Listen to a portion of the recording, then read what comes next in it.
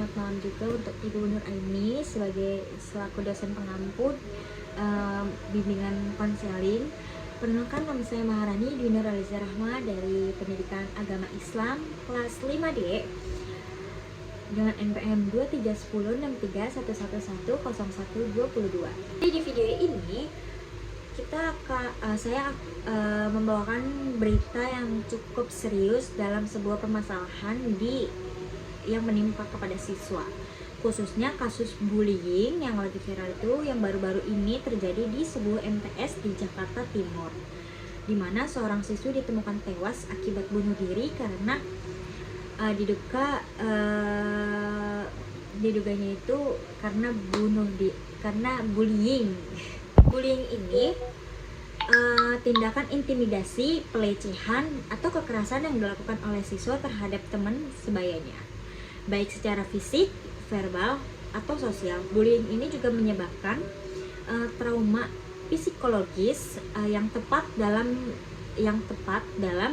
bahkan juga bisa mengambil resiko fatal seperti bunuh diri yang sedang viral beritanya ini.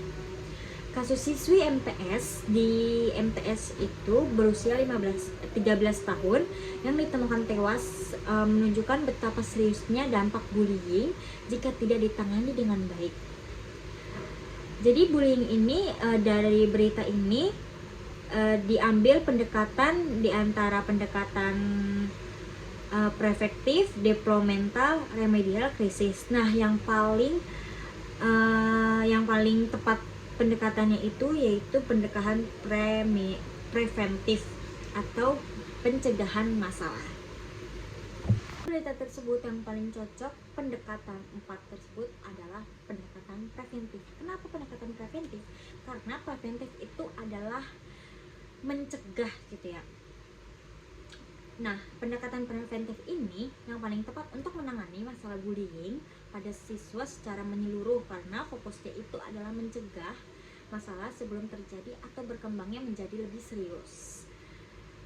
Penjelasannya itu, yang pertama, bullying kan sering banget terjadi karena kurangnya kesadaran dan pengawasan di lingkungan sekolah gitu ya.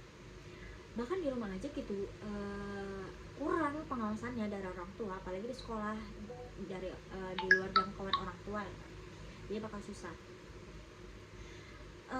Terus dapat menciptakan budaya menghargai dan menghormati satu sama lain sehingga bullying bisa dicegah secara awal. Nah, yang kedua itu pencegahan lebih efektif dan berdampak jangka panjang dibandingkan harus selalu menangani dampak bullying yang sering muncul gitu, bisa memerlukan biaya, waktu, dan tenaga lebih besar. Terus juga menerapkan pendidikan atau kampanye, pelatihan guru nih, dan partisipasi aktif orang tua pada tahap dapat mengurangi frekuensi bullying dan resiko dampak negatifnya. Jadi langkah-langkah penyelesaiannya itu, yang pertama itu mengadakan program pendidikan anti bullying sejak awal semester, sejak masuk sekolah tersebut. Itu tuh justru dari pihak sekolah itu harus mengadakan program pendidikan anti bullying untuk semua siswa dan guru gitu ya.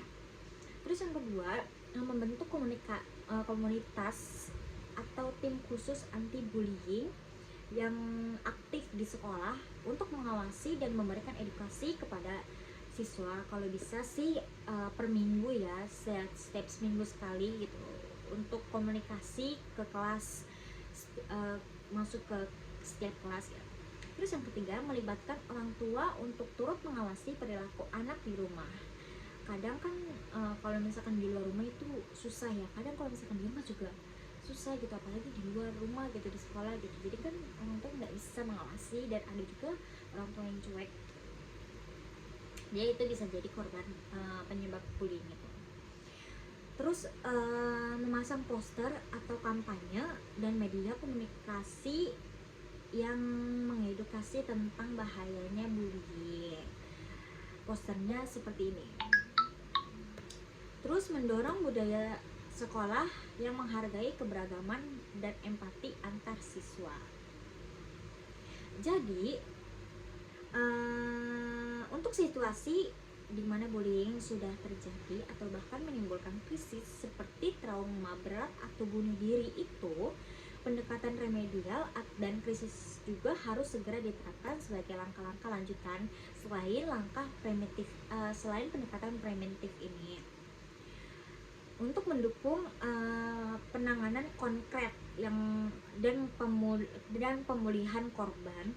Pendekatan developmental juga penting ya untuk membangun karakter siswa agar tidak terjadi pelaku maupun korban bullying lagi. Jadi preventif itu menjadi fondasi utama atau solusi utama yang harus diterapkan dulu, lalu di lingkungan dengan pendekatan lain sesuai kebutuhan. Sekian, terima kasih. Kurang lebihnya mohon maaf. Wassalamualaikum warahmatullahi wabarakatuh.